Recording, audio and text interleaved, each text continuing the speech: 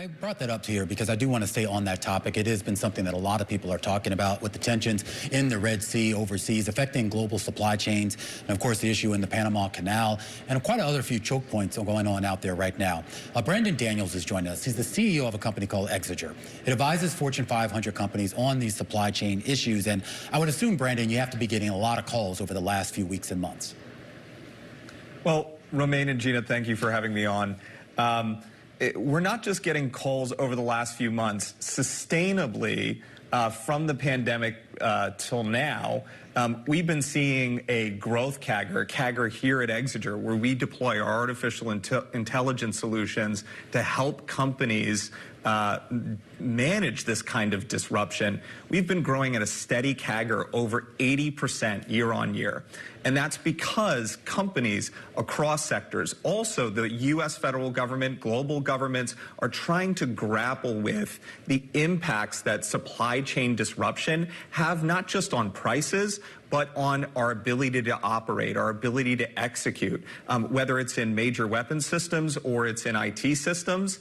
The ability to deliver and to continue to scale and to see the economic growth that we need in order for them to hit targets is so dependent on this fragile supply chain.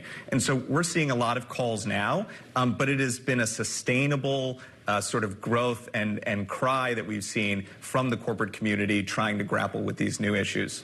Brandon, can you distinguish between the types of issues that your clients are calling you about? Because from my seat, it seems that we have some short-term potential disruptions, and then we have longer-term issues that companies are trying to contend with respect to their supply chains, such as climate change and just an exacerbation in risk due to weather events accelerating worldwide.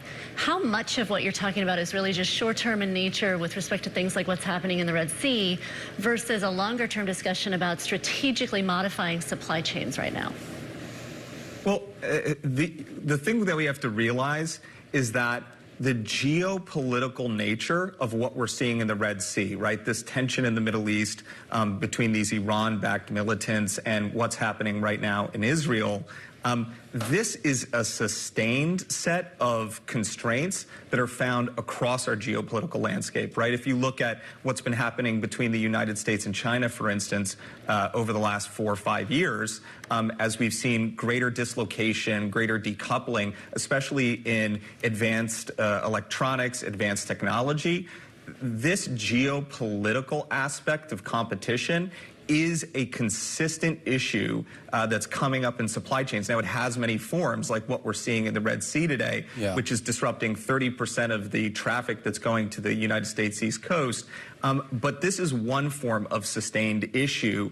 It's coming up and popping up in many pockets and exposing more and more fragility. But we're also seeing things like cyber resilience becoming a problem, where it's also the supply chain of how you manufacture software and the ability to get the engineering resources or the ability to secure those software packages that are going into devices that people are concerned with. And then finally, as you mentioned, environmental, social, and governance issues, so modern slavery risks, issues that are impacting the way in which people are procuring goods, like, for instance, changes to climate. Those are things that are sustained, and people are looking, our customers, which are the largest corporations in the world, they're looking 5 to 7 years out and trying to create real reform, real transformation in the supply chain. And so this is just scratching the surface of a much deeper problem that's going to have to work its way out of the system and really needs today's technology to do so. Well, let's talk a little bit more about those solutions. I mean, we were speaking earlier on this show about, we saw container shipping rates up, something like 200% over the last few weeks. But how does that sort of feed through into, I guess, what I would ultimately see on a grocery store shelf or at, the furniture store? Is there a direct correlation between those rates and what we end up paying at the retail level? So that's a great question. there are obviously multiple factors that lead to what's the price on the grocery store shelf. The escalations, the supply push that we saw in the pandemic, that was certainly due to increases in shipping rates, congestion at ports, higher cost of labor, higher cost of localized logistics as they saw congestion at ports. That was a supply push point. Also, the shutdown of manufacturing facilities and so on and so forth all created price issues. But those were also coupled with high demand. And as you were talking about just before our conversation, there is a slight decrease in consumer demand, which is creating at least a gap in demand versus the supply push. There also is an easing of inflation that we've seen, and so that is impacting and affecting prices. And so I don't think we're going to see consumer prices move in the short term. But I do think that these systemic and sustained supply chain issues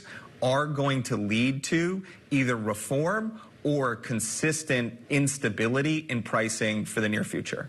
Brandon, you alluded to one solution being the implementation of technology to improve efficiency in the supply chain landscape in general. What other sorts of solutions are you pursuing with your client base?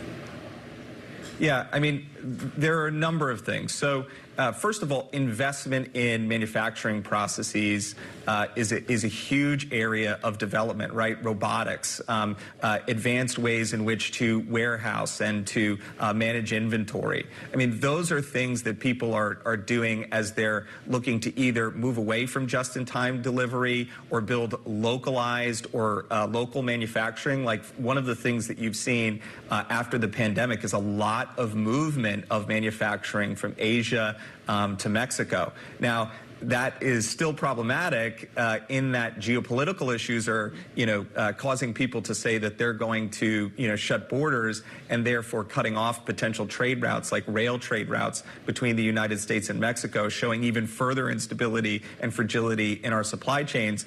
But I think reshoring, reform, diversification of supply chains is the first thing. And then secondarily, it's automation and innovation in the way that we're manufacturing goods. There's also finally a new frontier of critical minerals sourcing, where people are taking things like copper or lithium, and they're sourcing them or recycling them in new ways. Yeah. That's a huge area of innovation that's going to take down some of the supply chain issues that we've seen. Brandon, great conversation. We should catch up again soon. Brandon Daniels there, the CEO of Exiger, which consults with companies here on some of those supply chain issues. A big story here that could be a big story for the rest of the year.